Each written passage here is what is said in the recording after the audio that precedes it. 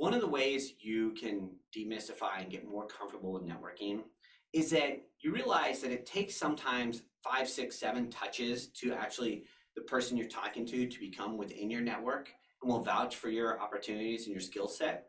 So remember, it's not all going to happen in that very first transaction. But what you want to do is you want to show up first. You want to be confident. You want to look them in the eye. You want to give them a firm handshake. You want to smile.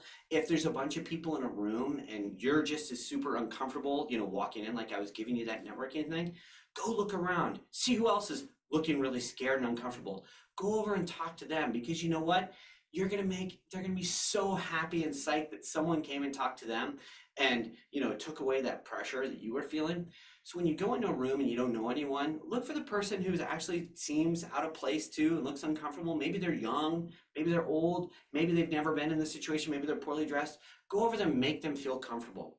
By making them feel comfortable, you will seem like a great asset to them. And you're going to be able to get rid of some of those butterflies in your belly right when you go in and start networking.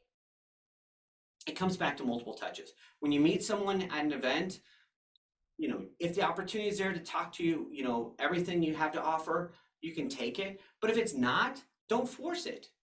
Ask them for a business card. That's touch 1. Then you can follow up with them. Hey, Dave or Susie, it was really nice meeting you at this event. I'm glad to see what you're doing. Hey, I'd like to keep in touch with you. Then you keep your mindset open. You're looking for things. Maybe you put Google alerts to the company they're doing or the industry. When you find that article that's interesting about them, or maybe you put the Google alert out about their name, when they accomplish something, they get a promotion, you send them a note. That's touch 3. They're going to write back, hey, thanks, touch 4. Usually when they write back, hey, what are you up to these days? Then you have an opportunity to say, oh, well, since the last time we talked, I've taken this job, or I've started volunteering here, or I'm now getting my degree, or I've graduated, whatever it is. So then you're back, it's touch 5. Now you've built a relationship. Now they're starting to be a little more invested in what you're doing. If you said, well, now I'm just graduating from undergrad and I'm looking for work, then say, okay, well, what kind of work are you doing? That's touch 6. Comes back. Now you have your elevator pitch. This is the type of work I'm doing. I'm going to tell them that. That's touch 7. After 7 touches, you have a relationship.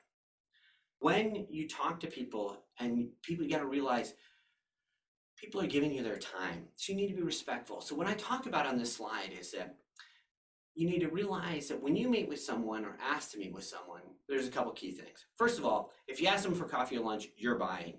That's a mistake a lot of people make. And I can tell you right off the bat, when someone asks me for coffee and I show up and they're already sitting there with their coffee, I'm like, so I'm giving up my time and coming over here and you're not even gonna buy me a cup of coffee for $3? So you've already kind of set it down. So realize you're buying. Respect people's time. If you ask for 15 or 20 minutes, that's what you're asking for. Don't come in, don't ask for an hour, because an hour is a long time. You're gonna run out of thoughts. Ask for 25 or 30 minutes. If they're enjoying themselves, they'll probably let it go long. But remember, you wanna get right to the point. And again, when you're having that conversation with them and you're trying to be respectful of the time, ask the appropriate questions, get the conversation going. But one of the big mistakes that a lot of people can say at the very end of a thing is, well, if you hear of anything, let me know. And you know what? I'm like, that is the laziest thing I've ever heard. And I remember when my mentor said that to me about 20 years ago. He's like, I don't do that. I was like, oh, because that was just the way I always got off the call. And the reality is they're busy. So what you say is, hey, do you mind if I stay in touch with you? And if opportunities that I hear about come, do you mind if I run them by you? That's a totally different ask. You're not saying, hey, I know you're important and you have all these people, so think of me. Well, you know what? When I get those 500 people that do it, how can I think of all 500? I can't. But when one of those 500, says, hey, Kevin, I heard about this job with company X. Do you know the sustainability director there? I can either say yes or no, and I have a response. And if I don't know the person, I can say, no, I don't, but I know someone who would. So let me connect you with them. That's a totally different conversation than when you're finishing it and going, well, if you hear anything, let me know. Because you know what? Not everyone will remember you. And you know what? They'll go back to their job and on to the next thing. And then you'll put yourself in a really bad position. The last mistake, which you don't want to make with networking, is sometimes people say, hey, I'd like to volunteer, and if you ever need help, let me know. Well, people say that to me all the time, and I usually have some ideas.